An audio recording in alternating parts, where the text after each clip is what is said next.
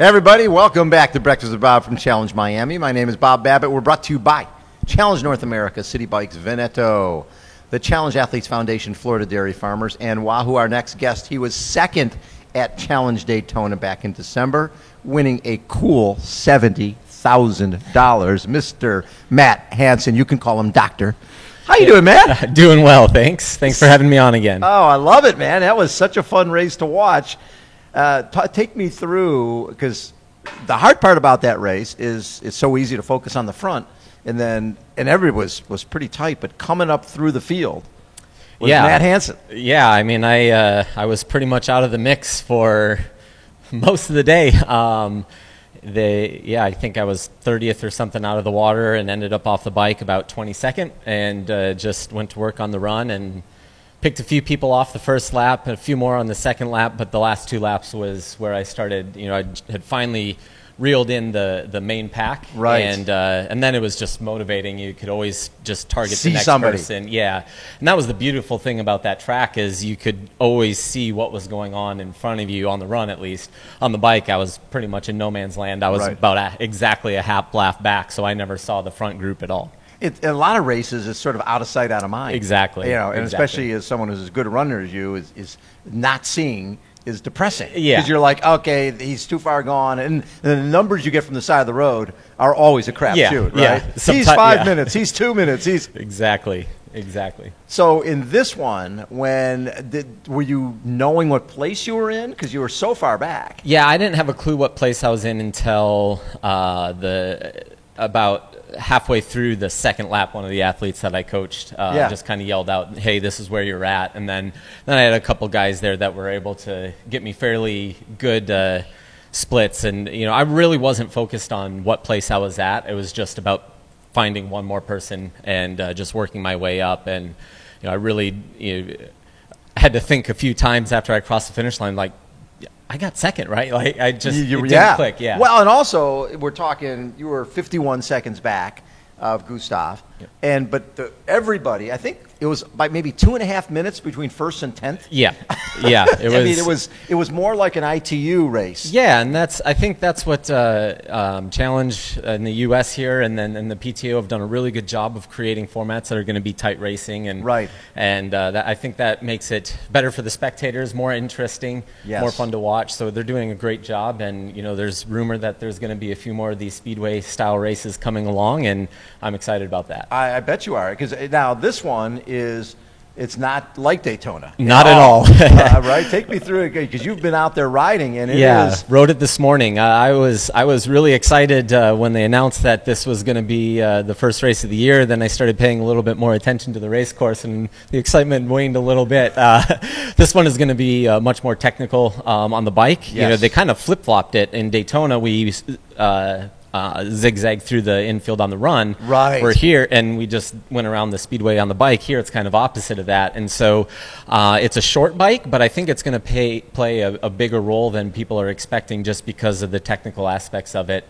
I rode it this morning when it was raining, and that wasn't much fun. I bet. And that was before it got really windy. Before it got really windy, yeah. So we'll have hopefully dry, but it'll be double the wind.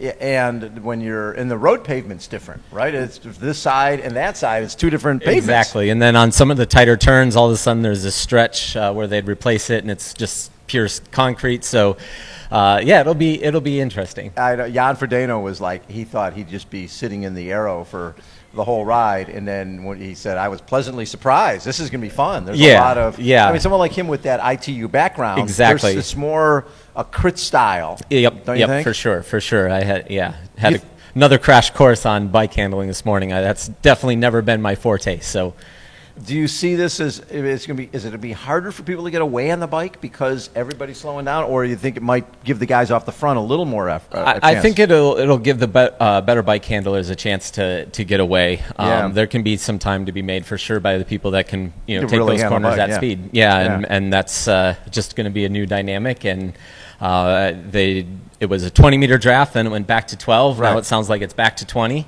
So I think that'll even help people even more be able to get a bit of a gap if they want it. Yeah, my thought was that it's going to be hard to enforce the drafting on that side anyways, and if it dropped to 12, then people are going to be 8. Right? Yeah. If it's 20, and it drops to 16, 17, it's still not the benefit. Right? Yeah, and that, I mean, I like the 20. I wish that I think it makes for a more, if it's an individual time trial, then let's spread it out.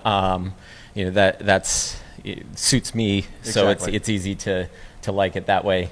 But I was happy when it went back to the 20 for sure. So you've been racing a long time, and 70K for second place. I'm guessing that dwarfs a lot of the races you won.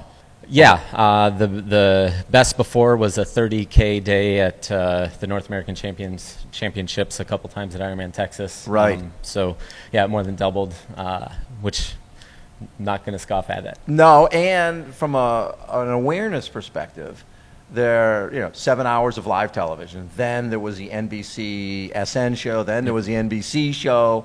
Did you get a lot more buzz around yourself after that? Yeah, for sure. I mean, the fun just kind of carried it through. Right? I wanted to go into off season right afterwards, and I did a bunch of podcasts and stuff, which was awesome. But I got through the 2 weeks of downtime. I'm like, I'm not ready to go back. It was just I never got to just unplug from the sport, which it's a good problem to have. It's a good problem. I remember talking to Craig Alexander one year in Kona. It's like, well, once you win, everybody wants you. He goes, but that's why I do this. Yeah, right. Exactly. And you plan for that. Yeah, right? You plan. No, coming here, you knew you were going to do more media. Exactly. Than maybe before Daytona. Right. Just because you got second place here, and when you finish second, hey, if you're going to be in a podium, why look up? Exactly. Right. Exactly. You can win the thing if you got second. Yep. Are you excited with Frodeno here? And obviously, there's Sebi's not here. But you got Lionel, you got Frodeno, and obviously a lot of the ITU guys. Yeah, I mean, I love racing in big fields. Yes. I think it's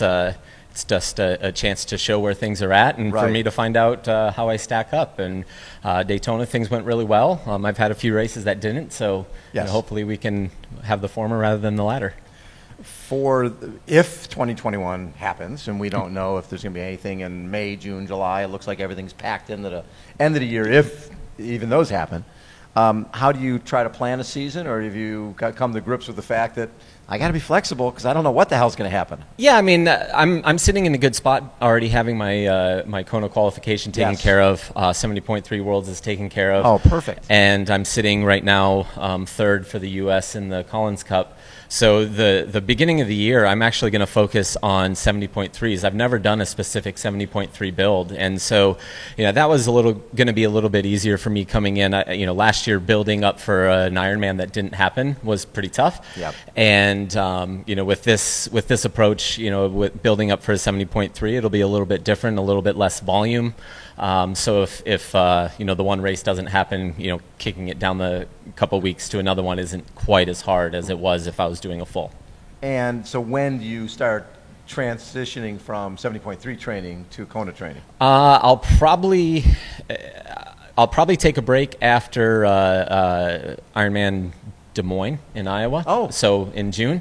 I've got to go. I just moved from Iowa, but I got to go do that race. Of course you do. Pushed hard to get it there, and is that one? It's the first one, right? Yeah, it'll be there the first year this year, and so I'm really excited about that one. We'll see what happens with these challenge races in the U.S. If there's another one over the summer, then I might have to rearrange that a little bit. I've really enjoyed this format. So, but yeah, I'll take a break.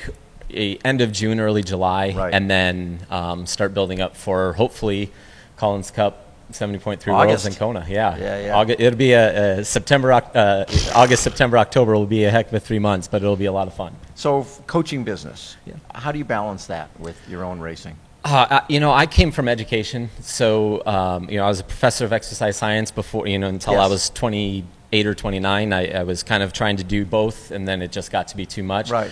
But the coaching thing is just something I love. It's been a way for me to keep that side of it, my brain engaged, and to me it allows me to stop thinking about my own training so much and start thinking about the other programs, and then just trust that Matt and Julie have my training in hand. Yes. So it allows me to keep that part of my background engaged and feeds me that way. So I really enjoy it. The best thing about a teacher and a coach is that this sport can be selfish. You go out, you swim, you bike, you run.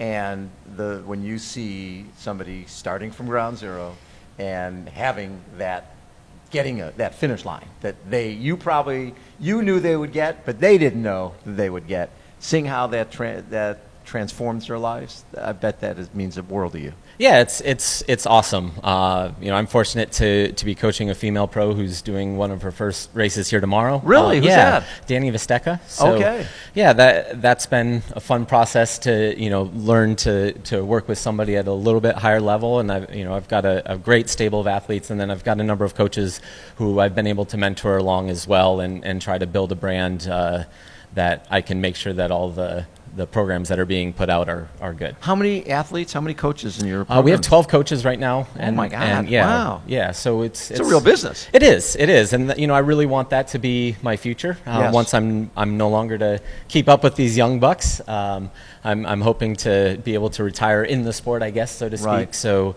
right now it's trying to build the infrastructure, so when I need to rely on that for my yes. living, that I'm able to do so. How have you adapted to age as an athlete this last few years? Because it seems like you're going better than ever. Yeah, I mean, it wasn't too long ago that I felt like I was the young buck in the crew. I didn't start racing. I did my first triathlon when I was 26. Yeah. And I'm 35 now, but which is young in the sport, though. Yeah, but I'm young in the sport, and so I think I've that's helped being young in the sport a little bit, and still being able to see some improvements. Right. Definitely helps keep you motivated, and then just enjoying the process. And it's so much better for me when I'm focusing on the process than focusing on an end result. Right. Obviously, we all want the results, sure. but it's a lot of fun when you focus on the process and then you see it unfold on race day. Did you surprise yourself at Daytona? Yeah, for sure. I had just come off of Ironman Florida a couple of weeks before, and so wasn't doing a lot of top end work. And I mean, I definitely went all in to have a good day at Florida, and I had just moved to Elevation, so just moved to Colorado about 6 weeks before as well, and so I had no idea where the top end was at Elevation, how that was going to show up. Sure. Especially on the run. I knew I was fit, but I had no idea, exactly what to expect, and everything just stacked up perfectly for me during the race, where Vincent Louis came out of the penalty tent right in front of me, and so I was able to key off him for 2 laps, and then it just was from a motivation standpoint, there was always that one thing that I needed right in front of me. So I bet it was pretty fun to be in a race with guys you'd never raced before. Oh, it was, especially hindsight. I mean, after thinking back, but I mean, it was a ton of fun. It was great to fly in, with no one really knew what to expect. A lot of people thought the ITU guys would be able to fly on it because it was their a style, bit shorter, right? And the swim was a little bit longer, weighted. yeah. Yeah, same with this course. So yeah, I think I think the result took a lot of people by surprise, and I went in with zero expectations. I think I was like, top 10 would be a good day, yeah. And that was just kind of the only thought that I had, and it never, when I was starting the last lap, I had no idea where I was going to end up. I think I went from 8th to 2nd in the last lap. Yeah. Wow. So, and it was just a crazy situation, but enjoyed every step. I love it. Congrats on that race. Yeah, thank you. Look forward to seeing tomorrow. Tomorrow's going to be a blast. Friday race gives you the weekend Friday to recover. afternoon. Yeah, get to do the pro-am on Saturday. That's going to be interesting, yes. Especially if you got it all out there on Friday to try to swim hard in the morning. You know what? I like the idea of the pro-am after you guys race. You can be have a drink with an umbrella in it, and still enjoy yourself. Exactly, and then get to enjoy some age group racing on Saturday and Sunday. Hopefully, I can get home. We're supposed to get about 15 inches of snow on Saturday. So. God. Matt, always a pleasure to chat. Thank you much. A pleasure. Matt Hansen has been our guest again. Breakfast with Bob, Challenge Miami. Hold on. We'll be right back.